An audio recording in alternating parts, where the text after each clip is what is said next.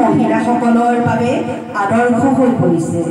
আপোনাৰ এই কৰ্ম সংস্কৃতিয়ে অঞ্চলটোৰ মহিলাসকলৰ বাবে অনুপ্ৰেৰণা হৈ ৰ'ব।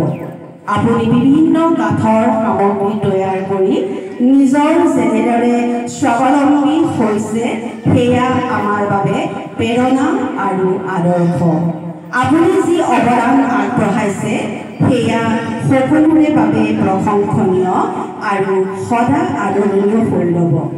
আপোনাৰ কষ্ট, ত্যাগ, অদম্য সাহসে সদায় সমাজত এটা ধনাত্মক বাৰ্তা প্ৰেৰণ কৰিব। বিন্দুৰ পৰা হিন্দুলৈ কৰা গৌৰৱময় আপোনাৰ বৰ্ণিল যাত্ৰাৰ জৰিয়তে আপুনি নিৰ্ণয় কৰিছে গৰিয়সী পথ। ভাৰতীয় জনতা পাৰ্টি মহিলা মৰ্চাৰ তৰফৰ পৰা আপোনাক জনাইছোঁ বিশেষ সম্বৰ্ধনা।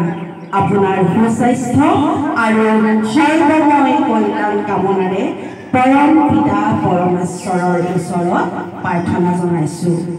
ইতি শ্ৰদ্ধা সহকাৰে মণ্ডল সভানেত্ৰী পূৰ্ণিমা বৰা শইকীয়া, মণ্ডল সাধাৰণ সম্পাদিকা